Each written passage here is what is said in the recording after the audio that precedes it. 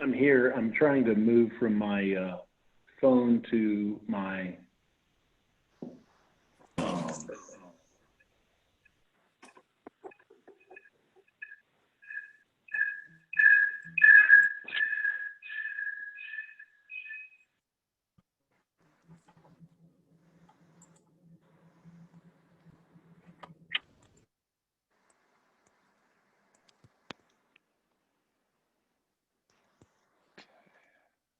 I've gotten a couple of messages that say the Zoom link isn't working, but it worked for me.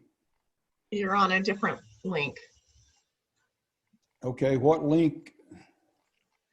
You're using a participant link. So if we're, shall I sign out and test it? Since I'm not essential to the start. Looks like we have about 30 attendees so far. Okay, so they're getting in. Okay. Well, I can't get in. Okay, my wife says she can't get in. I do see 41 participants, but okay, I'm looking at this as panelists. I've got attendees over here. Yep. Yep, it looks like we're getting people are still coming in, so it's working. But if I share that link, which I have done, I'll fess up.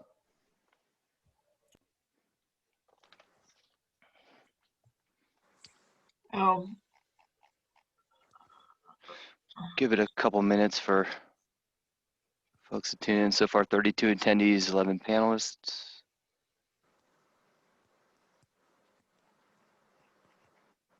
someone added a different Zoom link to Facebook.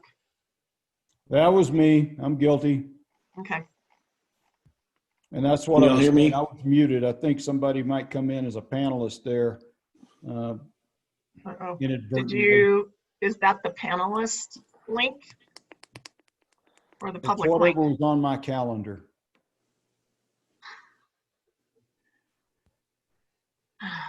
Yeah, that'll be a problem. I've done that before myself, and All right, it won't work. I'll delete it. I'm in there, Keith. Just, I'll go double check. Can you hear me okay? Yes, sir. Yep. Okay, good. I'm I having deleted that issues. link.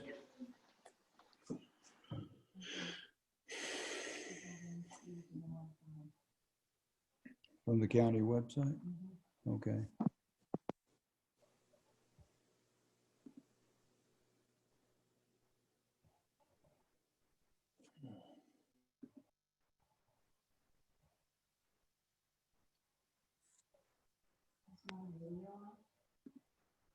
Hmm? Is my video on? Mm-mm. Doesn't look like it.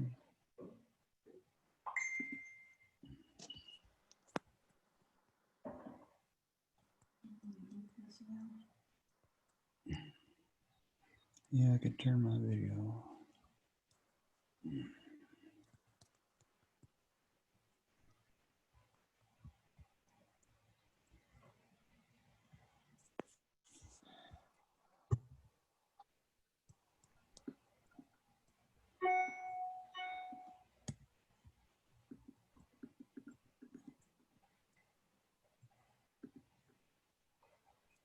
Bruce, I saw your hand was up, so I'm just allowing you to talk. I'm not on the panel, apparently. I'm in the public. I'm not sure what to do about that. I just promoted you. I think you should be able to join as a panelist now. Okay, looks like I'm a panelist now. Thank you. All right. You're welcome.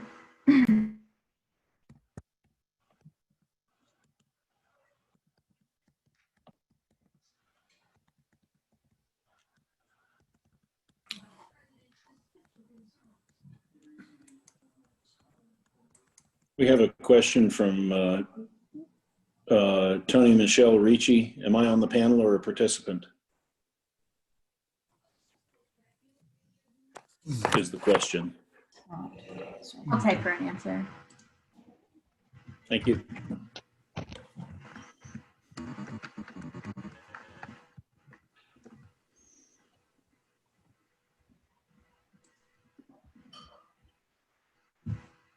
All right, good. It looks like folks are trickling in. Give it another, just another minute or two. Get started here.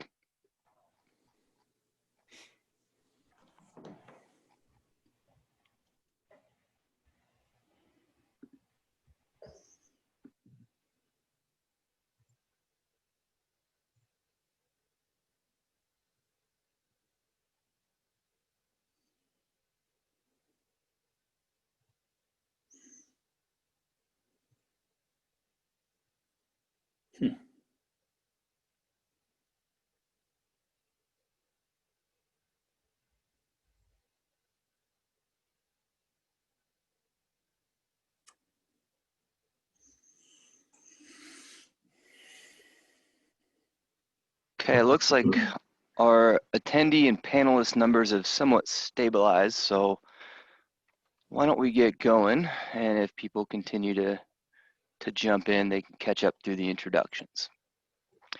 All right, well, welcome everybody to the public meeting for the Together Chaffee County Comprehensive Plan. We're broadcasting live from various parts of colorful Colorado. I'm Dave Dixon. I'm the lead planner from Cushing Terrell architecture and engineering firm based out of Denver. With me, I have Nora Bland and Wayne Freeman, principal in charge of the project, and Nora is the lead public engagement planner. And we also have a VIP list of panelists here who have dedicated the last several months of their volunteer hours to this project. So thank you very much for everybody joining in. The project began in early 2019 to update the county's comprehensive plan. So this is an informational presentation open to the public, similar to how we do a public open house, where we'll really talk about the Together Chaffee County comp plan, what it means, what it says, and what the future steps are for getting your input in, getting your questions in throughout the closing, kind of the final phase 3 of the input process as we get to a version 2 of the plan. Many of you have seen version 1, and this is part of the process of getting to that version 2. So I'll go ahead and share my screen so that we can have the presentation slides we prepared ready. So hopefully everybody can see the opening slide, the beautiful vista of the Upper Ark Valley with public meeting dated September 17th, 2020. All right, I will go ahead and do a quick outline of the session, and then I'll turn it over to Planning Commission Chair Anderson Horn and the Board of County Commissioners to do brief welcome statements. We're going to go through an introduction. We'll do welcome. We'll have the county census representative, April, do a brief presentation on kind of what's going on out there. We'll answer some FAQs, some commonly frequently asked questions to get those kind of off the table, or to at least clarify some of the things that we've heard throughout the past couple weeks about parts 1 and 2 of the draft plan, of this version 1 of the draft plan. Go through an executive summary of what this plan is really trying to do, and outline the public engagement we've gone through, which has been extensive and really interesting and a lot of fun. So we'll have Nora talk about that, talk about how that led into the county vision, the themes, and some of the early parts of how we made this plan kind of happen. And really the meat of this presentation is the growth management piece, the future land use plan. We've had a lot of questions about this, a lot of confusion, so we're going to clarify all this, what a preferred growth scenario means, and what the sub-area plans mean and what they say and how they might change how we think about land use planning in the county. And then we'll have instructions or information on how to follow up with engagement, and have a brief Q&A afterwards, or about 30 minutes, hopefully, a Q&A, to where if you submit your questions via the Q&A app at the bottom of your screen, we'll be sure to moderate that and bring up some of those questions at the end. But don't worry, and do not panic if you don't get your question answered. There's plenty of ways to get your questions covered. We will provide answers to you in other ways. So I wanted to offer the floor to Anderson Horn, the chair of the Planning Commission of Chaffee County, to offer a welcome statement. Anderson. Thank you, Dave.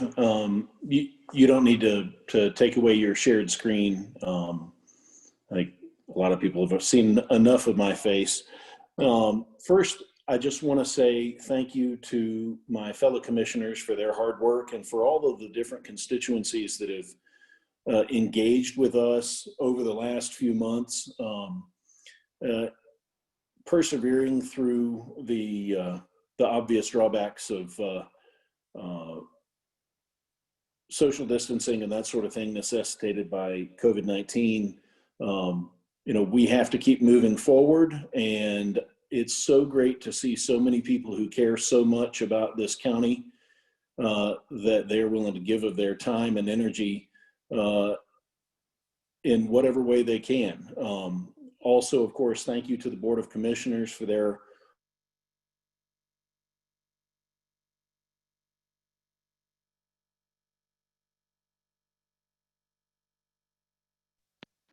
Piers Anderson might have froze up. We'll give it a second to see if you can shake that internet cobweb loose.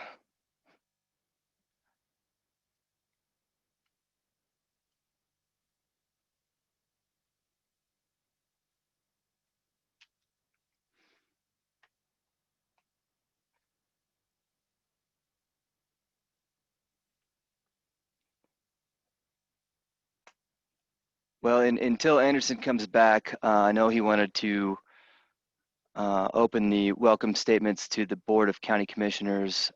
So if anybody from the Board of County Commissioners would like to make a welcome statement, please do so now.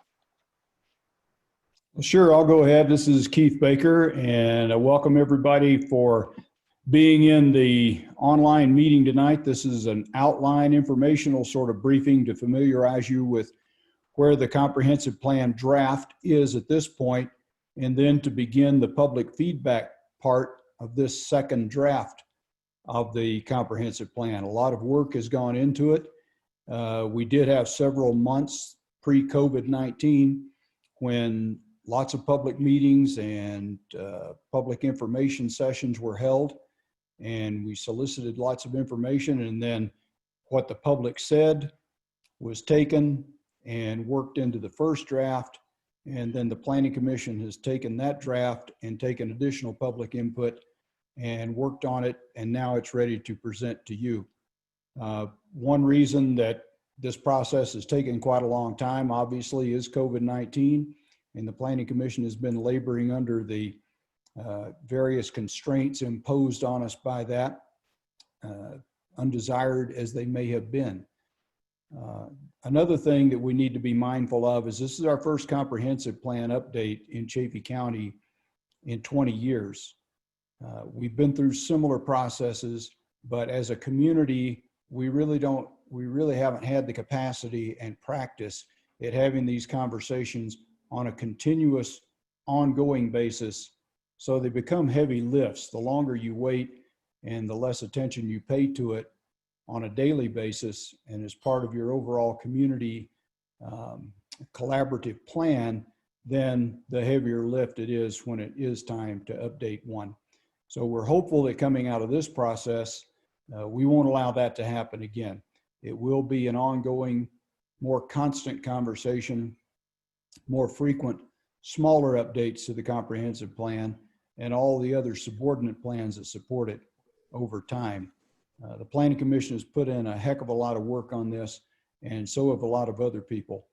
And we need to make sure that we honor and respect the work that they've done, and also honor and respect all the work that the various volunteers and the people who were engaged in the process from the outset have provided as well. So maybe Anderson is back with us now. And I'd be remiss. I am, and I apologize for that. I forgot to mention our staff, our planning department staff, and all of our other members of our staff that have done a great job too. Put in a lot of extra hours, a lot of hours at night when I know they're tired and they would much rather be doing something else. So our hats off to them as well. Thank you, Commissioner Baker. I apologize for getting kicked off. I'm not sure what happened, but I think thanks all around, especially to those community members, many of whom have reached out. Seeing the numbers that we've had on our various work session Zoom meetings has been really impressive, and we're grateful for your engagement. Dave, before I get kicked off again, I'll just turn it back over to you, sir. Thank you very much, Anderson. Yeah, we'll kind of bear with us with any technical difficulties. We also encourage you to go to any outlet for the plan to follow along with the future land use, particularly if you happen to have a PDF. It might be helpful to have that open. We'll basically go through a lot of information. These slides will be available to everybody, but for the most part, we'll hit the high points and go through the storyline of how these things came about. A couple other notes on ground rules. You know, we've got, looks like 65 total people here, which is fantastic. We expected many people to show up. Probably more will trickle in. If you have questions, please use the Q&A to submit those questions, and we'll have time at the end to have Nora moderate those, and we'll go through the ones that are asked most frequently to make sure that those commonly asked questions are answered. So jot those notes down. If you have a longer question, there's plenty of other outlets for that. You can email the planning staff, and we'll talk about that a little bit more at the end. All right, so now we wanted to offer the county census coordinator, April, a brief moment to also introduce what she has been learning about the census in the county. So April, please, the floor is yours. Thank you. Good evening, everyone. My full name is April Opholtz-Bergler. My husband's name is Brian Bergler. We live in Salida, about 3 miles from downtown. We don't reside anywhere else. We own our house. My phone number is 303-359-4729. My birth date is April 15th. Brian's is October 8th. We are not Hispanic or Latino. We are both white and of German descent. I'm a female, Brian is a male. We don't have any children or any housemates other than our cat. His name is Mr. Mister. So I just verbally completed the 2020 census. And believe it or not, I'm not concerned that you have that information about me. And I wasn't concerned about providing this info to the Census Bureau. You know, different branches of the government are privy to way more sensitive info about me. For example, the IRS has my bank account number, my social, and my annual salary, for starters. So if the Census Bureau wants to know how old I am and where I live, it's really not that big a deal to me. And I'm okay with the Bureau having this info, as it will help the federal government divvy out dollars to our state and to our community. It's not just about the money, it's about what that money can do for things we care about, programs we use, and services that keep us afloat, safe and healthy. Census data is used to help fund public safety, emergency preparedness, healthcare, education, libraries, small businesses, housing programs, family services, water management, outdoor recreation, road repair, and the list goes on, folks. When I formally completed my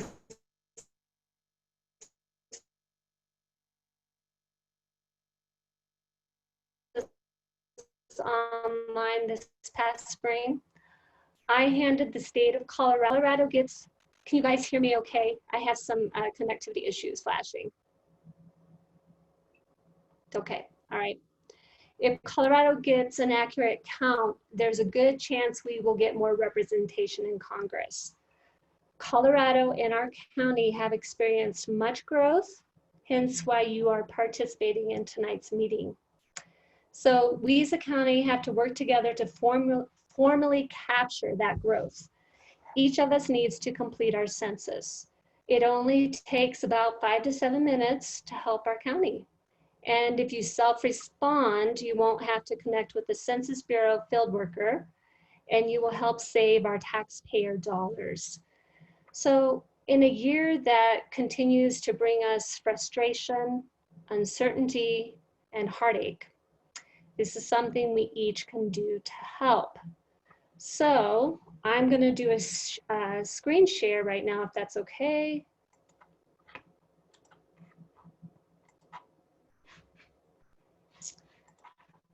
All you need to do is hop online.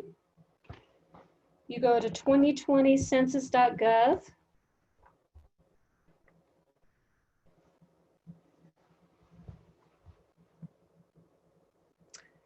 And you click this green respond button. Click this blue start questionnaire button. And typically you would enter your unique census ID right here. However, if you've lost your invitation, you don't have that information, you can click this link below the login button. And hopefully your internet connectivity is faster than mine when you're doing this. And bam, you're ready to go. I want to remind you that the deadline to respond is September 30th. That's less than 2 weeks away. So better sooner rather than later. And if you have any questions between now and the end of the month, you can call me at the 303 number here, 359-4729, or you can shoot me an email at census@chaffeecounty.org. Thank you for listening. I appreciate it. Thank you, April. Fantastic. I will go back to screen sharing. And go intro right into the meat of things here. So quick outcomes. We want to collect final input and want to make sure it's not final input towards the final plan. It's final input on version 1 to get to version 2. We have quite a bit more left to do as far as engagement and refining. We're going to have this informational discussion, and we're going to have guidance on how to submit additional questions or comments. All right, so quickly, a couple frequently asked questions that I wanted to clarify right off the bat. Are we changing the zoning of any land? The answer is no. The zoning is not being changed. The zoning or subdivision rules are going to be revisited with a land use code change in the future. That's forthcoming. The county's doing it right by doing a comprehensive plan to understand and do the public process behind understanding what's out there and understanding how people feel, so we can do that in the future. Nothing is changing as far as zoning. That's a very important distinction between that and the next question here. What is a future land use plan? Does it change what I can do in my property? Again, the answer is no. The future land use plan is simply an illustration of the type and character of buildings and activities that may occur in an area. It's a vision. It's not regulatory. It's not zoning. It's not anything other than that. A lot of questions on the suburban residential land use district. Again, that's really just illustration of a type of residential land use that has been up to this point. There's been a missing piece of the residential land use vision in Chaffee County, and we're trying to fill that gap and trying to help the transition between town and county, and town and rural, really. What's the difference between density in covenants versus current zoning? Well, this might be confusing as somebody who bought a lot in a subdivision, but the covenants are really the legal agreement as a buyer of a subdivision lot between you and other buyers, and it's executed through the approval of a subdivision, and it's a legal document that's kind of drafted by attorneys.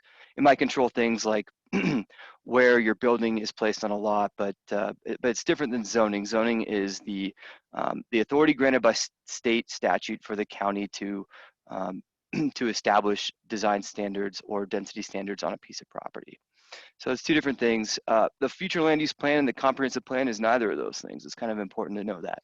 We are basically just establishing a vision for those. Those change through legal means, and this is not necessarily what we're talking about tonight.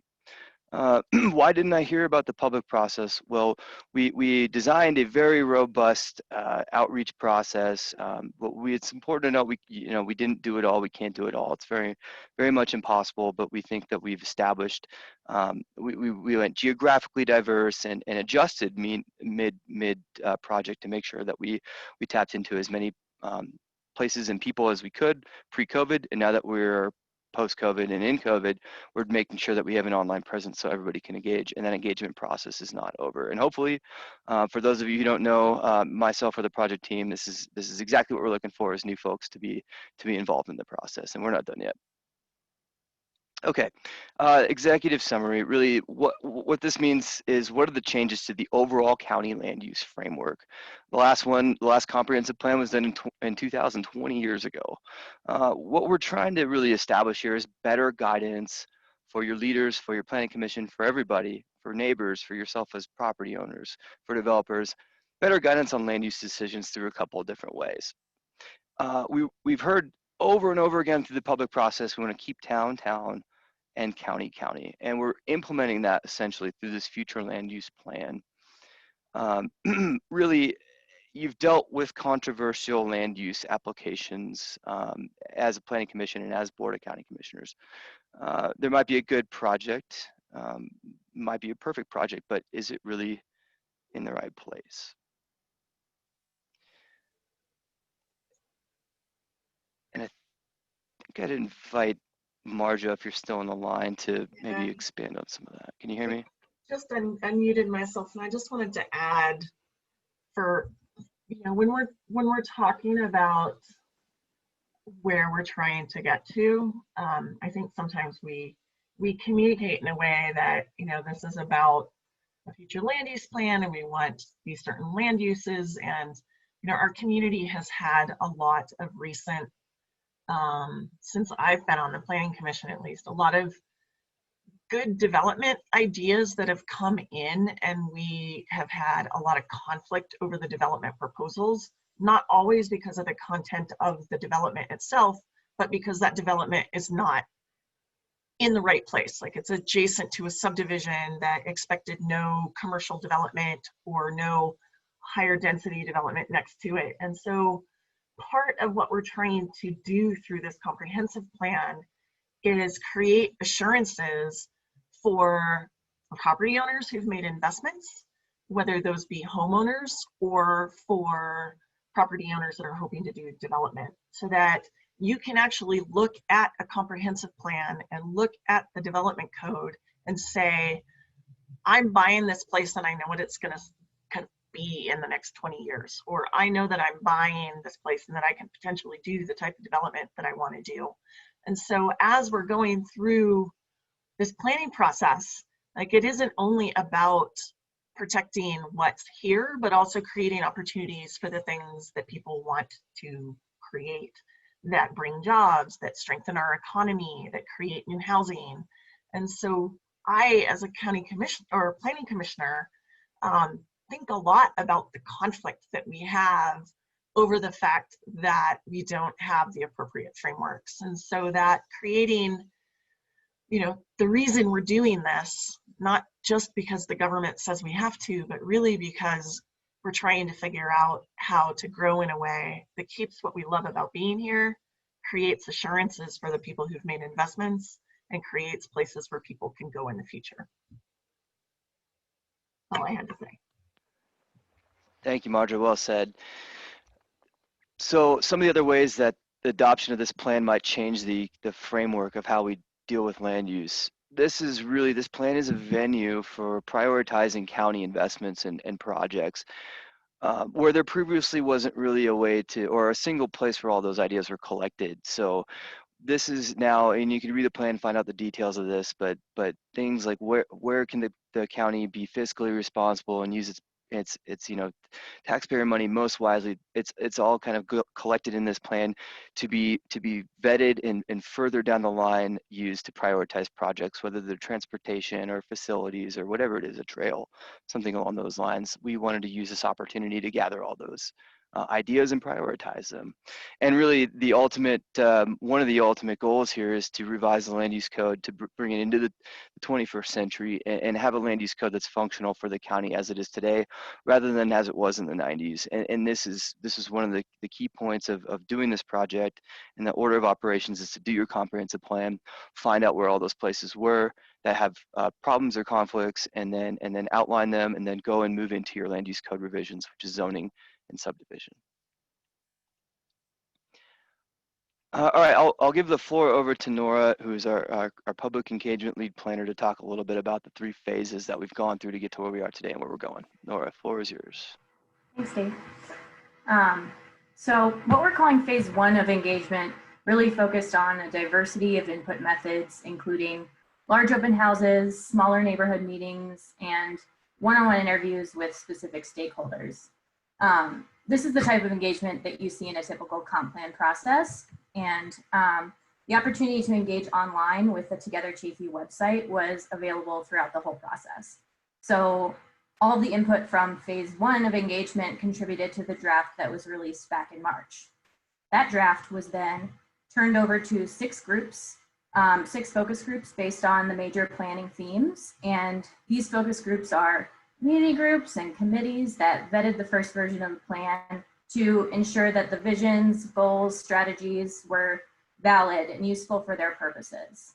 And then this leads us to phase 2 of engagement, which is what we're in now. And we're not done yet, but we've had a remarkable series of work sessions that have brought in experts, leaders, and the general public.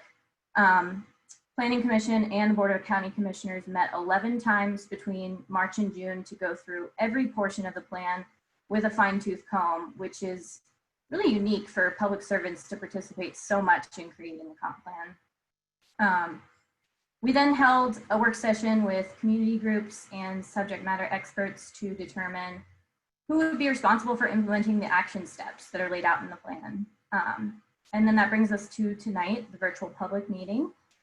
And your planning commissioners and county staff will be holding in-person input sessions over the next few weeks, after which we will incorporate everyone's comments into a 3rd draft to be reviewed by county staff, planning commission, and the Board of County Commissioners for final approvals.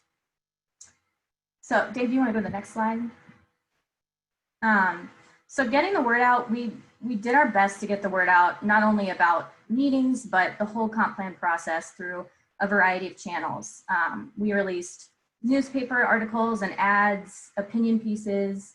We did radio interviews, over 50 Facebook posts and advertisements, and hundreds of email blasts. So these photos are from some of the bigger meetings that we held in early 2019 in Salida, Buena Vista, and Mount Princeton. And these events were really well attended, and we had great discussions with community members from all across the county. I'm gonna go to the next one. These photos are from some of our smaller neighborhood meetings, like the one held in Nathrop at Chateau Chaparral, and also our workshops with the high schools in both Buena Vista and Salida, where we heard from students. And then the next one, Dan.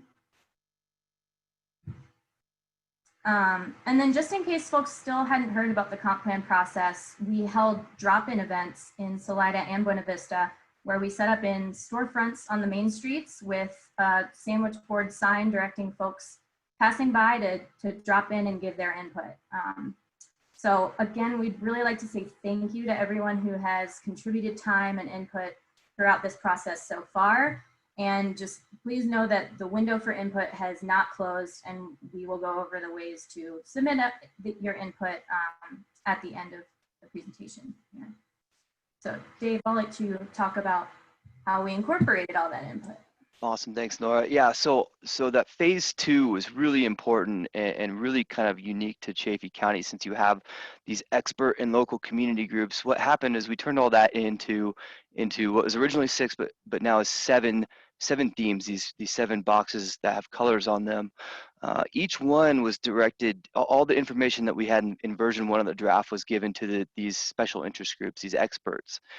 This box in the middle is kind of just a quick outline of who some of those folks were, but we are forever indebted to those people who spent their volunteer time to come in and make sure that each one of these vision statements, which, you know, really the vision is, no matter what kind of project you're working on, these are like guiding statements to help you make decisions, whether it's a land use application or a new county facility or a road improvement project, whatever it is, these are the beginning points of that. So we have really top-notch involvement from these specific groups, and they were heavily vetted by not just Planning Commission, not just Board of County Commissioners, not just the general public, not just the consultants, but all these other groups. There's so many that we couldn't mention them all, but we'll be sure to acknowledge all of them in the final draft. But that phase 2 is super critical for that, and that's the building blocks of the plan. Really, what the rest of what we're going to talk about as far as growth management.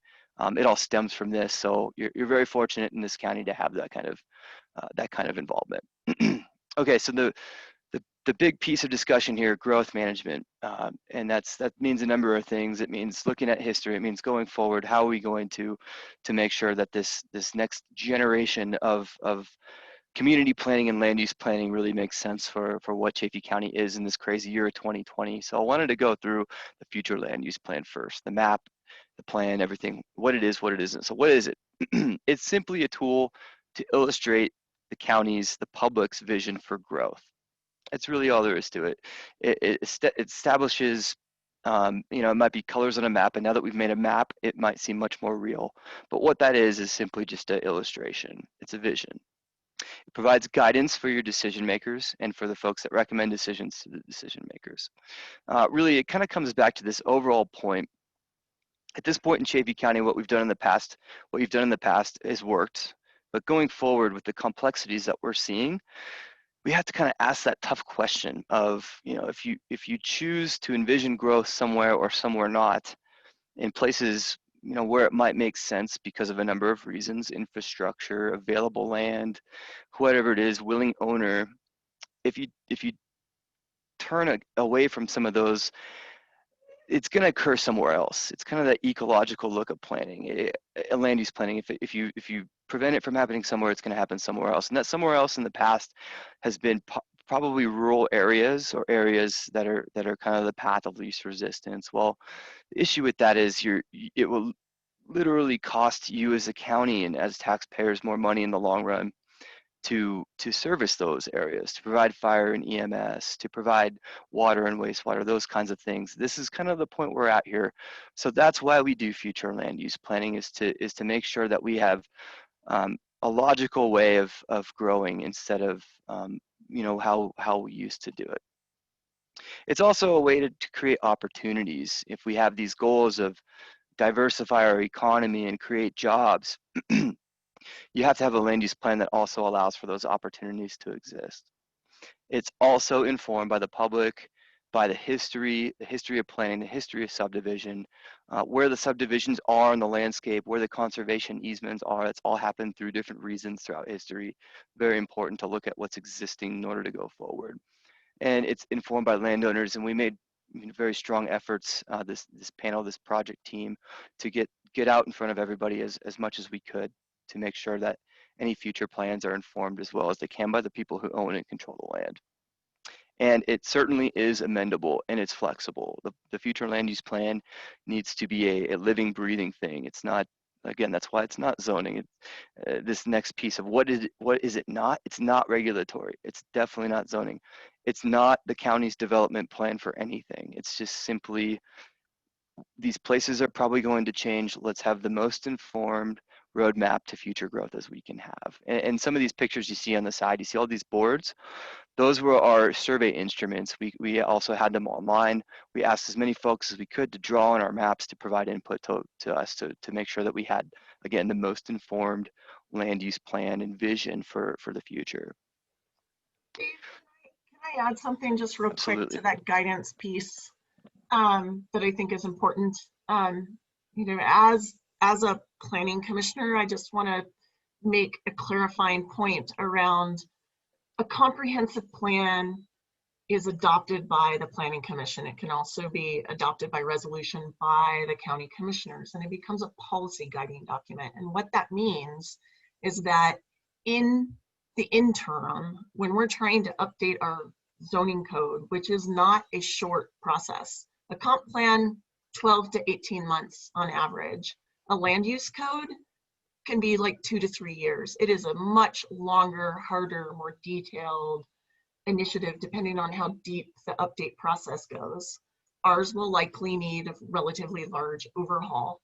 And so while this is not zoning, because it is not to a parcel boundary, it's not It's like there's a yellow block on a map and it says generally in this area, this is what we're thinking. This document will provide guidance for us and inform, help inform how to direct growth in between now and then. Like if a developer comes in and says, I want to do XYZ, they can use this, even though the code doesn't say where it goes. They can use this to say, I want to look for property over there. Or, I have an idea for a development. Your plan says it wants to go over here, and we can use it in that way. So while it's not exact, it does provide us something that we do not have right now, which is this what we intend for the future? So just wanted to make a clarifying point. It's perfect. Thank you. And kind of and Dave, I'm sorry if I could jump in. Absolutely. Just jump in briefly and piggyback on what Marjo said. It's, recognizing that very likely some growth is going to happen. And we're, like she said, and like you've said, we're not changing anything today, but we should have a plan for how we anticipate based on what we value in this community. Have a plan for what we'll do when we're confronted with those choices. And that's what this provides a framework for without actually changing anything right now. So sorry for interrupting. I just thought that was an important clarification. Absolutely. No, well said, Anderson. Thank you. Which also begs the question: what is this future land use plan and map ask? What do we ask? And as mentioned, it's what's going to change out there, based on the best available information, and let's create an informed roadmap for those places. There's a lot of the county may not change, and that's an important thing to point out as well. We're not just because it says future doesn't mean it means everything's changing to this certain thing. We're just trying to provide a framework.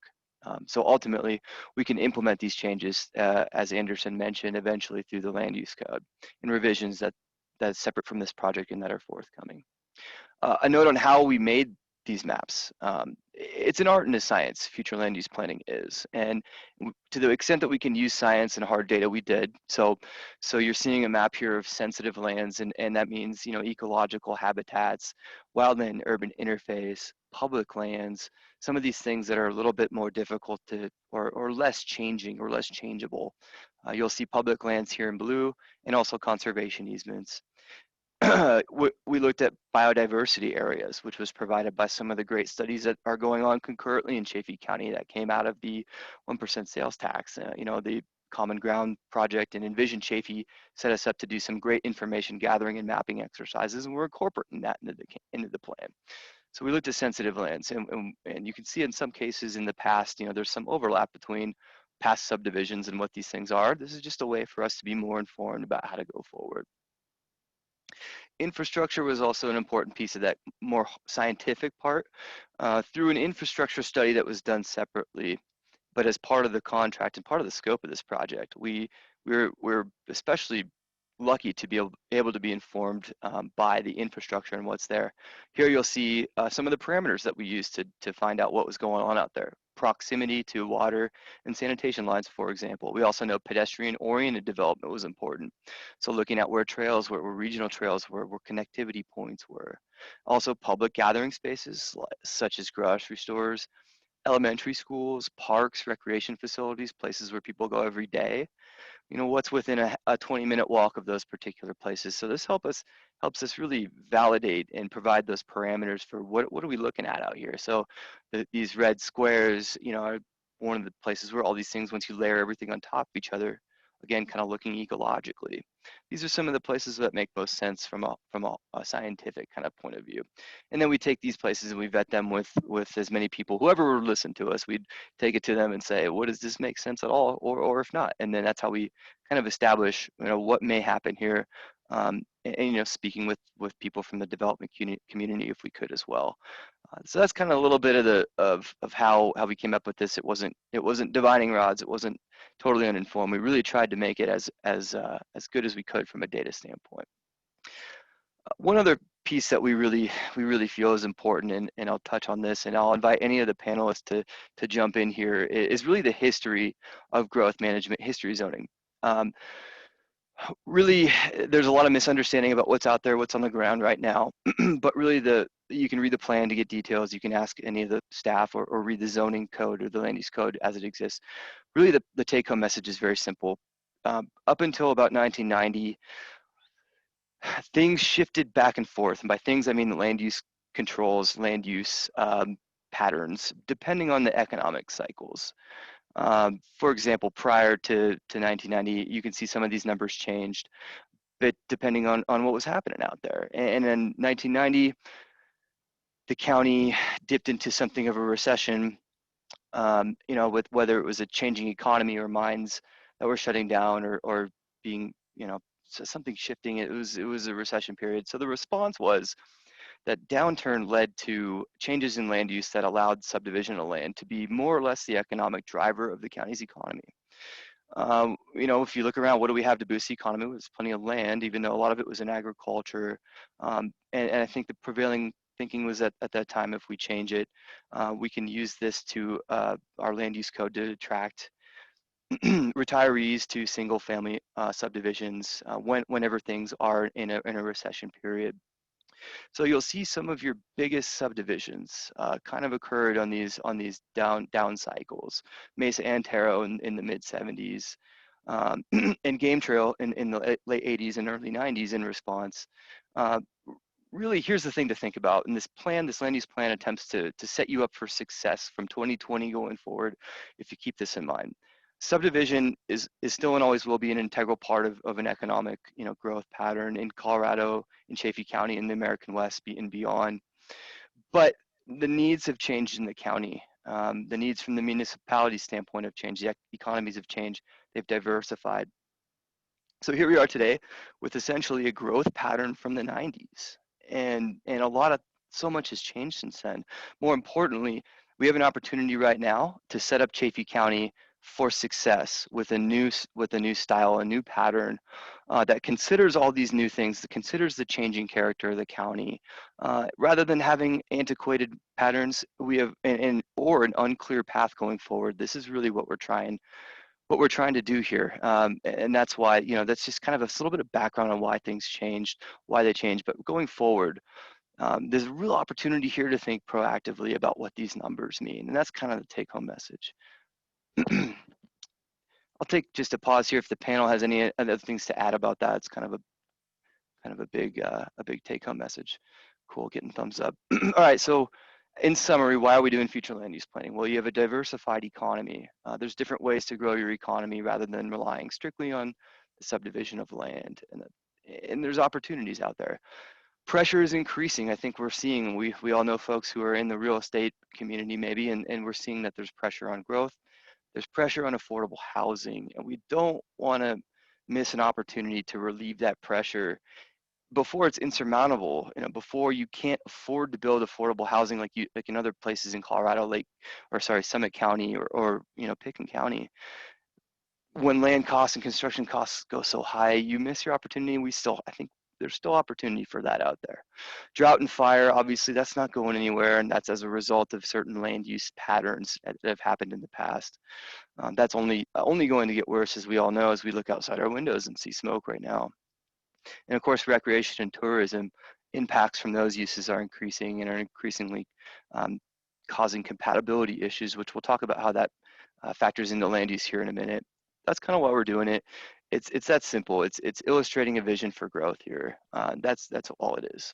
Dave, just a quick, and I'd actually like to call on Becky on this one, because on that relief valve for affordable housing, we frequently had the question on whether the county should be the place where affordable housing is created.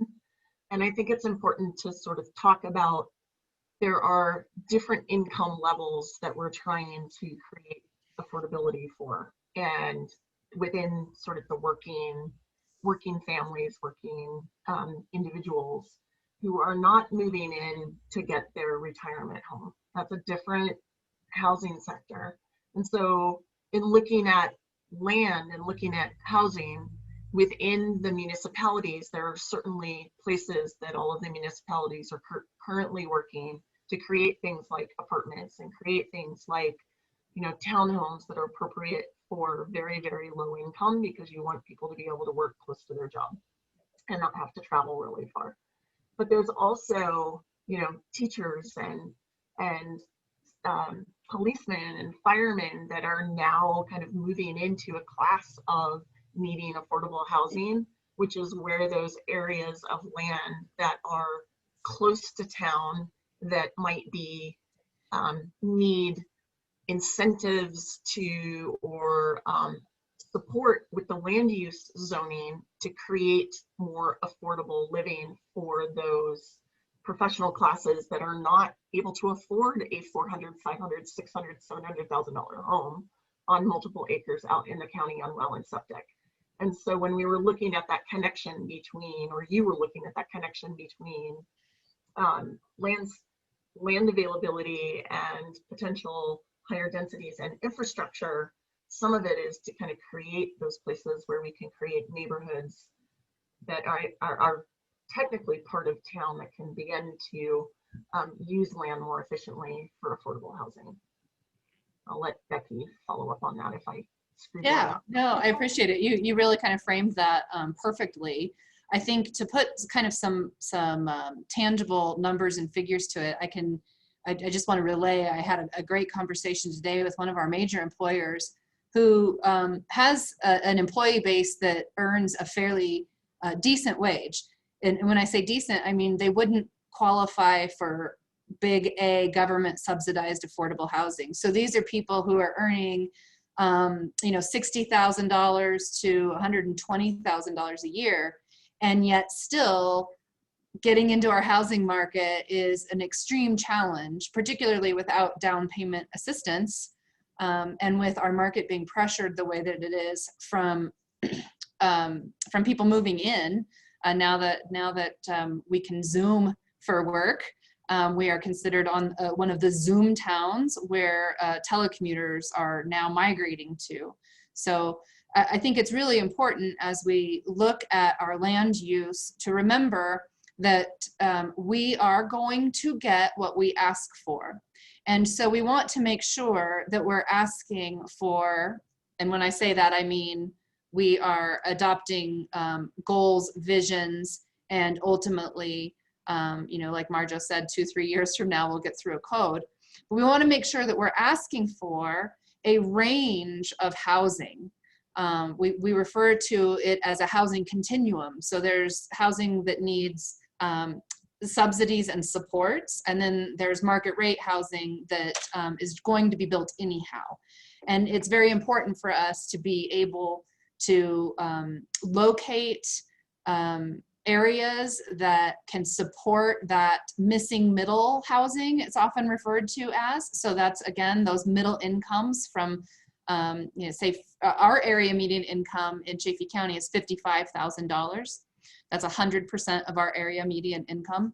And the missing middle usually goes from 100 to 200% of our AMI. So that's everything between $55,000 and $100,000 of an annual income for a household is the type of housing, or one type of housing that is missing in our stock right now.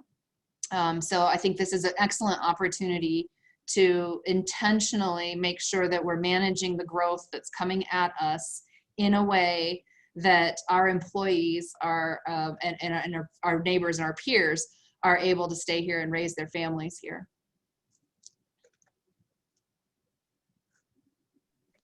That is a perfect setup for the discussion on future land use, especially the residential land use districts that we're going to talk about. So thank you two very much for that. Okay, so here's where we were as far as the discussion on growth management.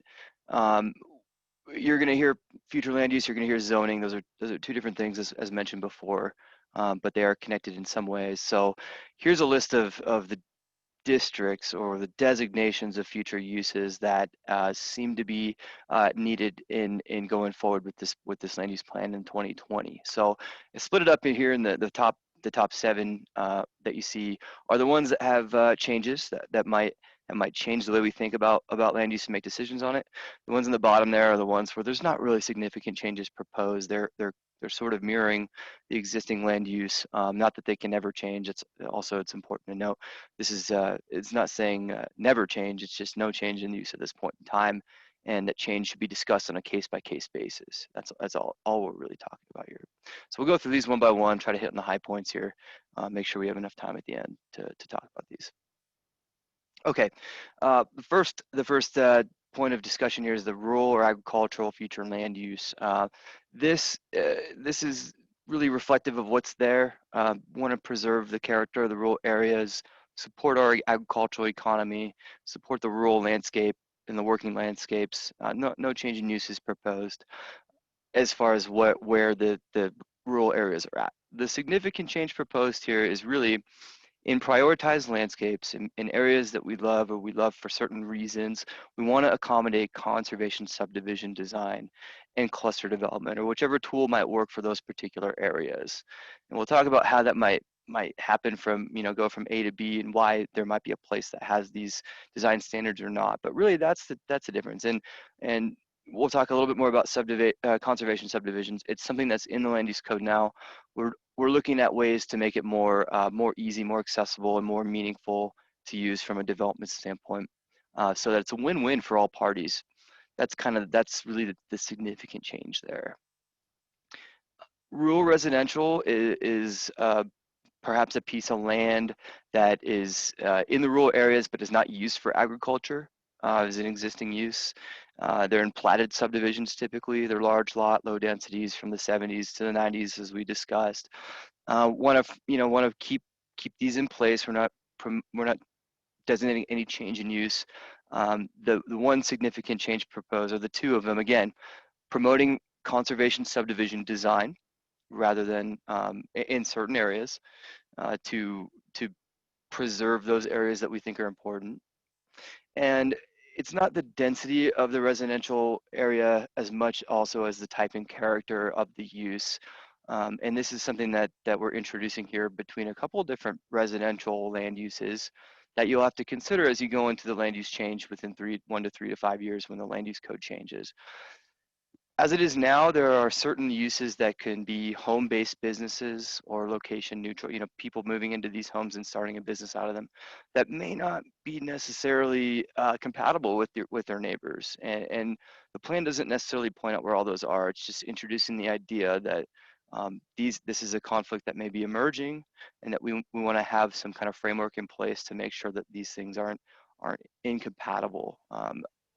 If anybody would like to point out specific examples, there are some out there I think you deal with from a recommendation standpoint. Yeah, just a clarification. I think the point that I think you're trying to kind of hammer home for us is, when we talk about future land use plans, people tend to focus on density, and use sometimes can be just as important to preserving community character.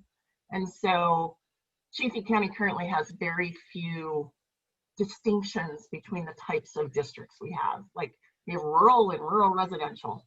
And because there are within those a huge number of types of activities that are allowable, either by right, by a limited impact review, or by a major impact review, we don't really have much guidance on where these types of things can go. And we've seen a number of very controversial land use applications as a result of that. And so what we're hearing from community members is, if we're in an existing subdivision, we want it to stay as like a residential area. And unless we have discussions going forward from now through the land use code about what is appropriate in and around certain subdivision areas, we're going to continue to have those conflicts. So I think that's kind of what you're getting at. It, like, let's not just talk about density, let's also talk about use. And the proposal with this rural residential is to be more deliberate about what types of uses are in those areas. Exactly, yes. Yep. And making sure that we have a land use framework that accommodates those where there previously might not have been much guidance on those things. All right, thank you. All right, going into the next tier of residential type future land uses is suburban residential. There's been a lot of questions on this, but really it comes down to what we've been missing from a land use framework. As Becky mentioned, this missing middle. This is a land use type, an illustration of a type of building or activity or type of residential area that sets you up for an either or. It's a transitional area. In many cases of the county, you go from town to rural very abruptly, and this is allowing an opportunity to smooth that transition. And the idea is when you go into revising the land use code, there's a couple different tiers of residential at this sort of idea of density on the fringe of municipalities, and we're trying to use this as that bridge to get to that point. Right now, it's municipal zoning right into oftentimes rural residential or residential, and there's from what that zoning allows you to do is not necessarily the vision of what we've heard from the folks through the public process. We want to keep those two things, town and county, but the transition between them is necessary. And not only can this provide an outlet to smooth that transition, but it can also provide an opportunity to create that missing middle, that density, that type and character of a housing type that allows you to do things like ADUs or some other way to accommodate a smaller type of house to get that missing middle land use type in there. Dave, this is Keith. This is the type of thing we're talking about immediately adjacent to the municipalities. And when we have the discussions between the county and the municipalities about future growth plans and what the municipalities would like to see in some of these areas, where to extend services, where to plat the streets, where to do all those sorts of things. This is what we're talking about in those areas. That's what I'm following here. Yep, that's correct. This is the one where ultimately these areas may be planned to be annexed into the municipalities, but if they do develop outside of that annexation process and that servicing process, we want to make sure that there's compatibility and coordination between the municipalities. Things like road standards, and through agreements between the two parties. This is how we can kind of set that up. This is really the lead into exactly that, Keith. You're exactly right. And it's important to think this is a 10-year plan. It's not a tomorrow plan. It's a 10-year plan. And when you think that far down the line, really it kind of comes back to that growth pressure issue. Some places that right at the fringe of town might be ideal for growth. And there's really kind of two things, two take homes here. If you have an issue, if somebody out there has an issue with the maps of where this suburban residential designation is, please let your planning commissioners know. Please let people know. Ultimately, this is the time to get that kind of discussion going and get it right. But also remember that the second part is a benefit of having this designation, like I said, to accommodate that missing middle, to accommodate that missing piece and bridge that gap so that ultimately as growth occurs, as we would like it, as we've heard in existing municipalities, from the middle and out, decreasing in density. This is that good piece to have in there, that piece of the puzzle that's been missing. Thank you. Can I just add this becomes a question for us as a community. I think there's a couple things. First, I've definitely heard from community members concern about this designation because they felt like maybe someone slapped something really high density over them, and they're in what's considered for them a rural area, and it's one dwelling unit per 2 acres. As we're moving forward through this discussion, I think there's a couple things for us to think about and discuss together as a community. And one is, if there are areas that have infrastructure, we need to have really serious discussions about that because infrastructure is expensive. If we decide we don't want to do infill where infrastructure exists, it means we need to create infrastructure somewhere else, which means rates go up for people who are paying for that infrastructure. So the use of our existing infrastructure is a really important discussion. We have areas where there is growth potential, where there are green fields, where we can create potentially new development without, disrupting what exists. We have other areas where we're going to have some hard discussions about, like, if you're right next to town and infrastructure, and you've had one dwelling unit per 2 acres, there's going to be growth pressures around you. Like, that's just the reality, even though it hasn't happened yet. But that infrastructure was all put in place at some point in time. And so we need to have those really sensitive discussions. And I mean that in a way of, like, we want to respect your homes, but we're also trying to create a plan for the future. And so these are the trade-offs we're kind of like discussing right now. And it's not meant to make assumptions, but we're doing our best guesses with these blobs of color. The other is that I think when we're talking about suburban residential and looking at what's between Salida and Salida and Poncha Springs, there's a bunch of development between our communities that are at all sorts of different densities. And maybe some of the things we need to have discussions about is refining the suburban residential designation in the future land use code when we move into the zoning code to create gradations. And so it goes up to 16 dwelling units per acre. Maybe that's only where there's like a designated growth area with the towns.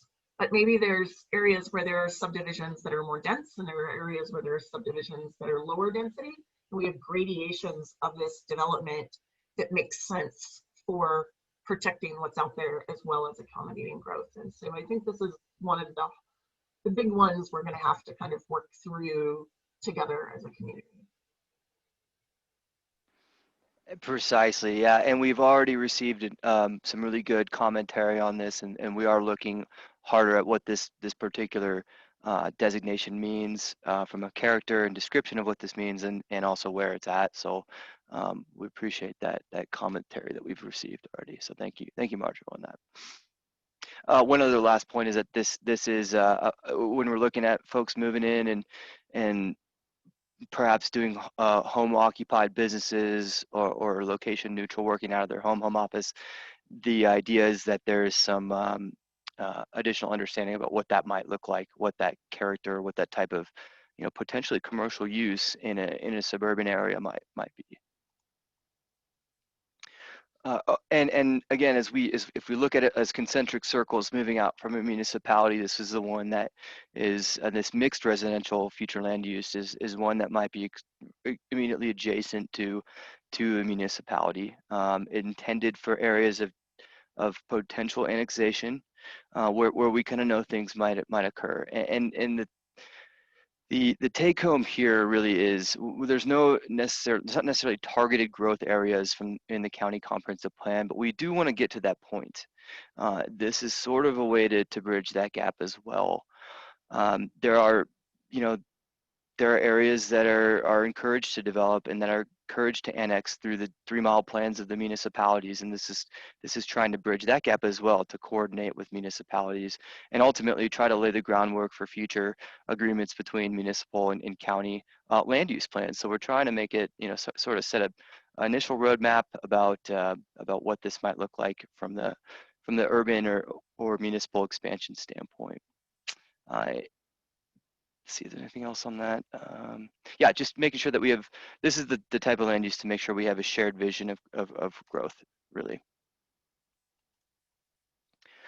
A couple of the other ones that are really allowing more flexibility and trying to create opportunities in a land use standpoint for some of the things that we heard that may be a goal or strategy, things like diversify our economy, encourage certain types of manufacturing or whatever it may be.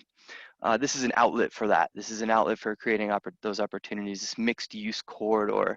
There are certain commercial or other kinds of uses that serve the county well, and they help with economic development and job creation and having that jobs housing balance. And we've established this one to be nodes, not really widespread strip commercial or anything, just trying to focus those nodes of where these things might be and offer flexibility. Mixed use doesn't mean what necessarily ground floor commercial, stories of residential above. It's horizontal mixed use as well. Just want to make sure that we have flexibility for those kinds of things, create the opportunities for the things we want to create, and again have that coordinated plan between municipalities that ultimately can get into an IGA. between our three municipalities. The rural mixed use is an interesting one. The idea here is that there's a number of recreation or tourism or resort-based commercial and residential types of uses in the county that are increasingly looking for ways to do more with what they have, whether it's a rafting company adding a certain activity to have more year-round visitation, or campgrounds expanding, whatever it may be. This is trying to accommodate for that. And it's sort of a part of the economic development conversation, but also as it is now, there's certain things you can do almost anywhere in the county that may or may not be compatible with what's next to them. So this is really trying to create the opportunity and accommodate those expansions or that intensity or whatever it may be from a growth standpoint. This is a future land use that's accommodating residential or potentially small commercial that's based on the tourism economy. That's kind of the idea. Pressure's growing. We all know pressure's growing out there, and you're coming up with some difficult decisions. This is trying to accommodate that. Really, that's pretty much why we have this in there. So now we're into the ones that not much change is proposed. The rural commercial, the industrial, some of the things that we'll talk about next is really embracing what's on the ground now, and trying to help places where there might be vacant commercial lots and business parks, for example, Smelter Town or near BV, wherever it may be, to use that and then designate it as future use, so that there's still a chance to really work on those angles and promote job growth, economic development. But not much change really proposed. It's not like we're designating a huge area of rural commercial. It's really just accommodating those uses and promoting their future use. It happens kind of naturally in some ways, so we're trying to accommodate that. Same with light industrial, accommodating existing future light manufacturing areas where larger buildings, those kinds of things that maybe shouldn't be right next to residential subdivisions should go. Also mesh that into our economic development framework with things like promoting geothermal energy. There's been a lot of discussion of tapping into opportunity zones, those kinds of things. Talking more about that in a minute, but that's the objective, is to we want sustainable energy, renewable energy. We've hopefully organized it in the plan in a way where it says this is what we want. Here's the places where we may want it. Mining claim. This is kind of an interesting one that the state of Colorado and other western states have to deal with. As it is, based on our mapping, there's about 600 or 700 of these across the county, most of which are old mining claims from 100 plus years ago that are surrounded wholly by public lands, and so that's kind of an issue. Could be an issue going forward. We know places like La Plata County, other counties in Colorado have had issues as people start to intensify uses on this. This is just simply a way to track what's going on out there to ensure nothing really causes undue harm in these areas, which we know through wildfire and other risks, unsuitable soils, other things. And these are usually places where you can't do a drain field for septic. So just wanted to make, kind of have a backlog or catalog of these places, know where they are, so we can track what's going on out there a little bit better, so that people don't get themselves into trouble by doing something particularly that they don't know can or can't be done out there, or would cause undue wildfire risks, that kind of thing. Dave, would this apply to small in-holdings in the forest or on BLM? Yeah, that's exactly what it is, really. These you don't see these in the valley bottom. These are the ones that are up out there, those small in-holdings. They're kind of scattered. If you look at the map, they're these strips that used to just basically be platted pieces for mining claims that people have turned into vacation homes or cottages in some cases.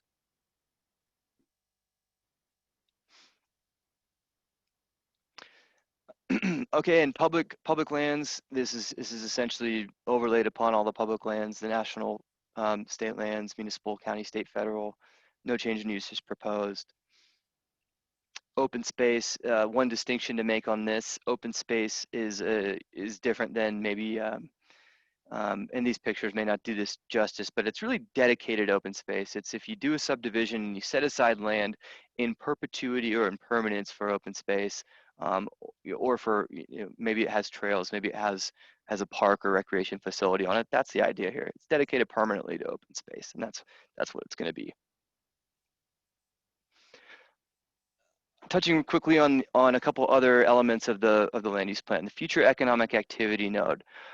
Really what this is intending to do is trying to help you out and be opportunistic about the places that might be focused areas for future, really just future economic development. And after analyzing all the land, all the infrastructure, looking at all the input that we have and all the evidence we have, these are the places that have all the right characteristics, and all the right reasons, and are in the right spot as far as we can tell, the best we can be informed, um, to harbor economic development, whether that's taking advantage of an opportunity zone, in which in some parts of the county are qualified to do so, or to build a new facility, or whatever it may be, a new building, a new project.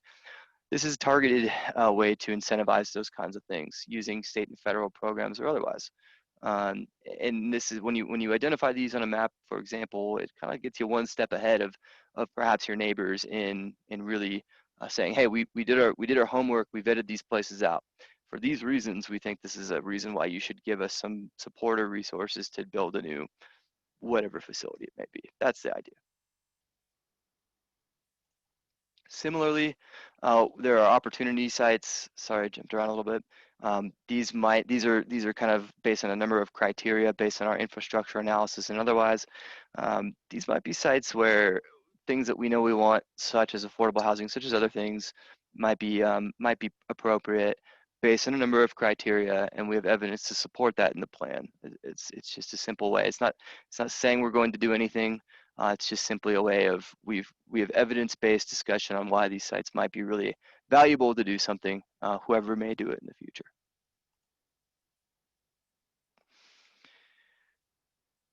Couple notes on land use overlays. The comprehensive plan points these out as tools in the toolkit to do things like conservation or preservation.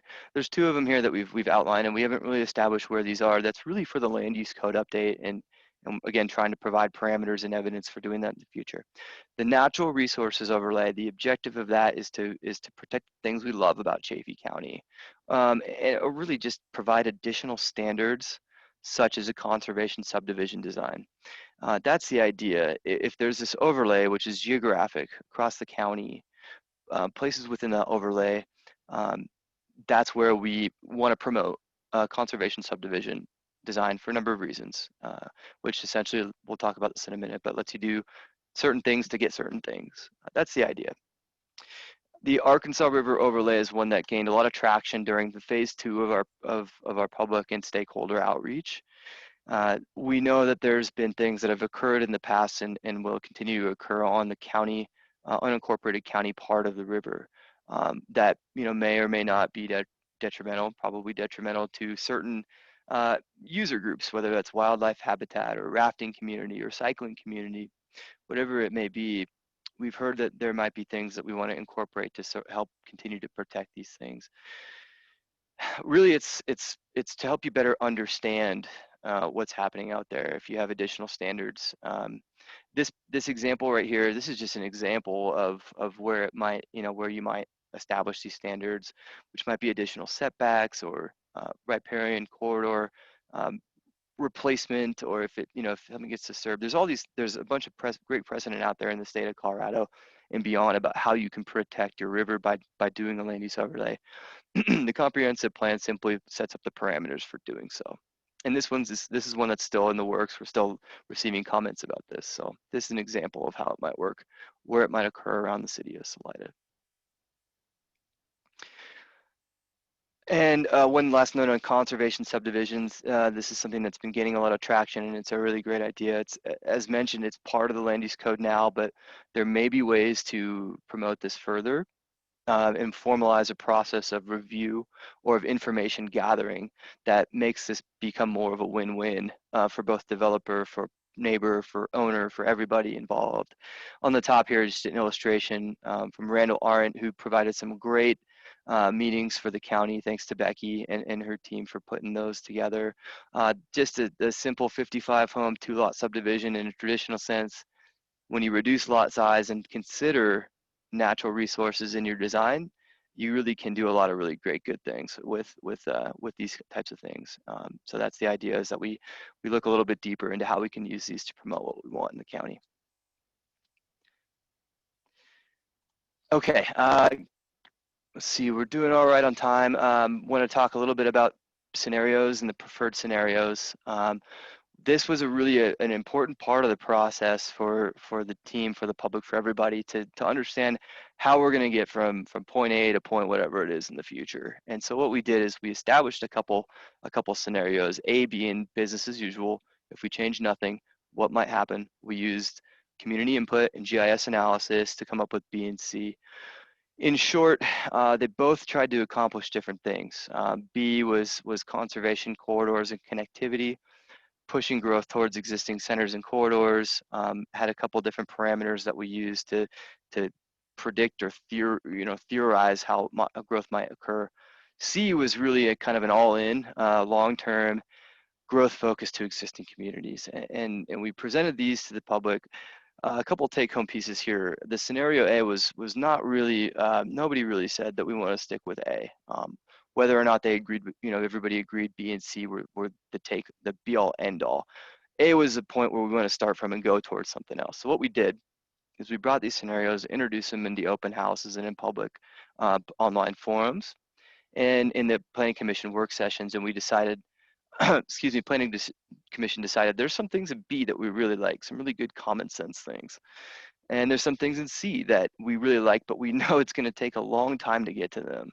So basically took the best of both and vetted them with everybody and came up with this preferred scenario. While there's not necessarily a list of exact things to do to get this preferred scenario, the idea is that this analysis and the input we receive back will really help you as people in 2020, as leaders in 2020, speak to the people in 2025 and beyond. Really, this is what we're thinking. We know we have to get to this point, and we pointed to some of the actual things in the plan, some of the strategies in the plan that will help us get us there. So might not seem like much, might not feel like much, but procedurally it was critical for, I think, for us to get to these action items that we need to go. Okay, and I know we're throwing a lot out there, so just remember to jot down those questions, submit them. Hopefully everybody's learning something, not only about the process, but about how we got to some of these solutions. So we're gonna jump into the sub-area plans, which is really another really critical part about basically all the stuff we just talked about. How does that happen on the ground? What does that look like? So we'll go through these. We'll hit the high points. The great thing about this in Chaffee County is we were able to engage municipalities and neighbors in discussion in a number of different ways to make sure that some of the things in these plans are really, as we apply these policies to the ground, does this make sense? And so I'll hit some of those high points here. But there's 4 of them, as you can see on these blue blobs here. And there's also a couple places that really need a little bit more work. To be honest, there's about 6 of them, and there might be 7 now as we get comments back. We're calling these focus areas because after this plan is adopted and things move forward, these are places that might be a little bit more difficult, might require a little bit more specific neighborhood level thinking because of circumstances that are evident in these particular places. So I'll kind of touch on some of these, how they fit into the plan, but the idea is that neighborhood level planning can occur here. A lot of this is to focus on infrastructure problems and infrastructure, maybe not today, but going forward. How can we make sure that we don't overstep the capacity of the county to serve these places in the future so that public health and safety is maintained in the next 10 years? So we'll jump into Buena Vista first. Some of the key points, and again, there's a lot of words in these slides. Please read through them. Please read the plan. But some of the key points about the story of how this came about. In Buena Vista, there's some obvious things that are going to limit growth. Water rights and infrastructure probably being the number one. There's also some topographical and physical challenges with slope, with perhaps getting infrastructure to certain places. We vetted all those and we try to go through some of those really kind of in detail to understand what might happen here. Existing subdivision and existing land use pattern was a big part of we're trying to grow smart. The town of Buena Vista has got some really great policies, really great 3-mile plan that we tried to incorporate and really just sort of make that more incorporated into the county's land use framework. Rather than sprawling out, let's make gateways, let's make nodes, let's make growth happen from the middle out. Just pretty basic smart growth, land use planning concepts. The other piece that we incorporated here is the roads and connectivity and transportation aspect of the thinking that the town has done. If you look here on the plan, and if you look in the plan itself, we've incorporated these dashed red and green lines. We've incorporated the transportation connectivity framework the town has thought out, in many cases very well. And this is something the Transportation Advisory Board, which is a committee advisory group for the county, can immediately take into the next phase of this, which is a transportation master plan. So we try to lay a roadmap for that going forward by asking the town what they think and how they think some of these, where some of these problem points are. So the incorporation of that transportation and connectivity ideas is a big part of this. We also have Johnson Village in here, which,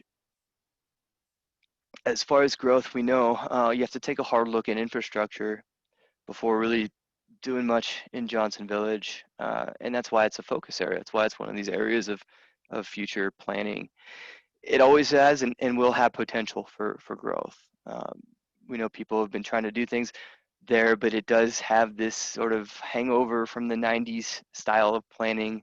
And this plan really just attempts to straighten some of that out and provide more of a sound framework for land use and transportation in this area. There's a couple of just points to make is we don't want to jeopardize existing housing that may be affordable in this area. We want to make sure that that's maintained. Also don't want to recreate a town in Johnson Village. There's with South Main and with the historic downtown of Buena Vista, there's already town centers there. Johnson Village is what it is, and there's a reason for that. So those are the kind of the two linchpins of that conversation. And going forward, we want to make sure we keep that in mind. The plan states that clearly, and it also states we need to look at infrastructure before much happens there. Sub area, the next one's the Mid Valley, the Middle Arkansas Valley, as we call it, which is centered by Nathrop, the Highway 285 corridor going north-south, Chalk Creek corridor going up towards Mount Princeton, down to Centerville and Mesa Antero. Some of the take-homes on this, it's a residential neighborhood, but like Johnson Village, there's kind of a likelihood of development occurring there. So one of the things we want to make sure that we make clear is maybe from the neighbors don't necessarily, when we were in Chateau Chaparral doing our neighborhood meeting, there wasn't a whole lot of urgency to do commercial uses there, or really to do much there at all. It's a neighborhood, and we know people go into jobs elsewhere, but maybe there's a couple of things we can do looking 10 years down the road, such as providing playgrounds or park facilities or some kind of open space for the kids that live there. We know Nathrop is a center for affordable housing. Let's keep that ball rolling. Let's keep it going. Some of those things are jeopardized by infrastructure. And that's why Nathrop is a focus area. For things like, if you look at just drawing a boundary around this and doing a town site overlay or some kind of special districting, again, looking 5-10 years down the road, what are we going to need to do in Nathrop to help them out to make sure that infrastructure, as it is now, there might be problems, but we do definitely need to focus on this area a little bit more, look a little closer at what those problems are to come up with really good solutions going forward. We know there's CDOT access issues. Those are the kinds of things that we can all focus on if you do another master plan or additional master planning for Nathrop.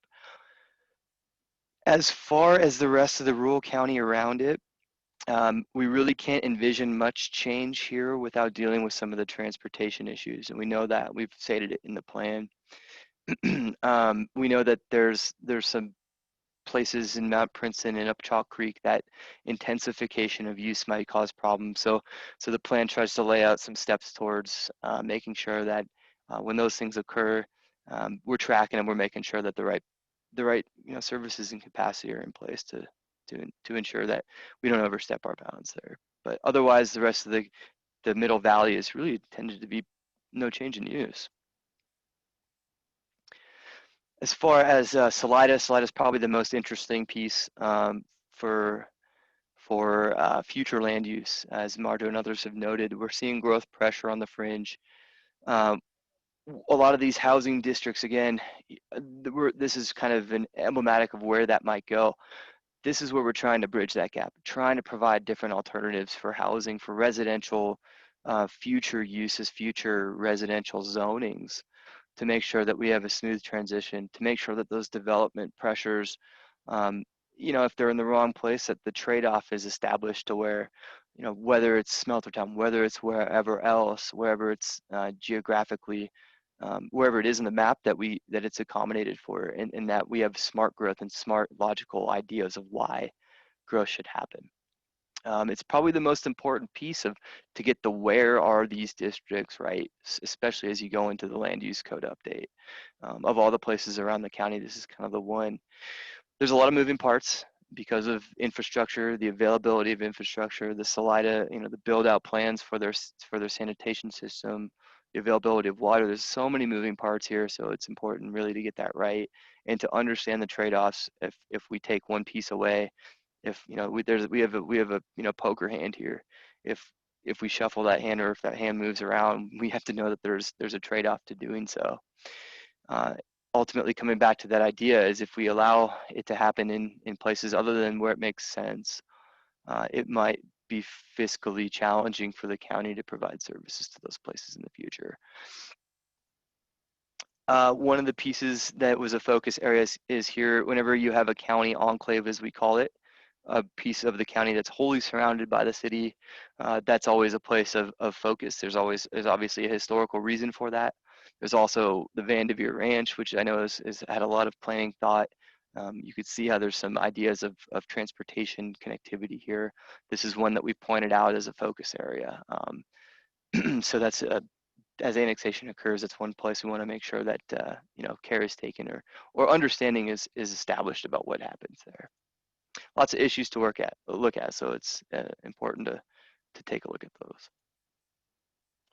And really kind of finally, Poncha Springs and Maysville. The take home here is unique. Poncha Springs is unique of the municipalities in that they've accommodated much of the growth, and we know that Poncha's grown per capita, a lot, and they've accommodated much of that growth through annexation, which from the public process, that's kind of what we heard we're supposed to kind of be doing here. So it's an interesting case. With meetings with the town, the vision is to continue with their land use philosophy, which is most of the density should be in the center of town and less dense as you go out, a kind of concentric circle idea again. There's some natural boundaries. There's some interesting, the town's essentially split into 4 by the transportation network. So there's some things that we can keep an eye on and try to, as a county, from the county standpoint, try to support. But that's why you'll see, as far as a future land use vision, a lot of it in Poncha Springs is sort of dialed back. And that's because there's a lot of growth to occur at this point from a 5 or 10-year plan within the municipality. The county vision is essentially to bring those ideas in. And, there's maybe a little bit more thinking in 2 areas, one of which is the county fairgrounds, which to a lot of folks seems maybe like an opportunity. There's some county-owned, publicly owned land out there, so maybe we should be opportunistic when the time comes to try to establish some of the growth, some of the types of growth that we want to see there. That's a focus area. The other one is the Highway 50 between Salida and Poncha Springs, which is, it's going to come up a lot probably. We want to build upon the Future 50 plan, which is a great plan, but really from the Poncha side, it's we all know, besides some conservation easements that will push it in some other ways, this is an area of focus. And we want to make sure it doesn't happen haphazardly, and the town has told us so, and we all kind of know this. So that's another area of focus. Let's make sure that growth pattern is thoughtful and follows the philosophies of both Poncha and Salida. That's the idea. And as far as Maysville, the focus here is for infrastructure solutions in the long term. Anecdotally, we heard that there might be some issues. There's maybe not a whole lot of hard evidence about this, but that's why we need to study it a little closer and really kind of think about what are these problems? What are some things we can put into place step by step to help Maysville in 1 year, in 5 years, and in 10 years? There's a lot of non-conforming parcels in Maysville because it was a big town. I think heard sometime at some point there was 3,000 folks there back in the mining era. So that means there's a lot of non-conforming parcels, which means to build a house out there, to build a house, you have to build enough lots to get 100-foot separation from the next septic. I think that's what it is, something like that, which obviously is kind of a burden on some of the existing folks and people who want to have a house out there. So it's limiting growth. And you know, folks were mostly okay with that limiting factor, but I think when we were at the fire camp, you know, let's fix the things we can, and let's have a county plan that helps us get one step to another 10 years down the road. Get ahead of those conflicts, essentially.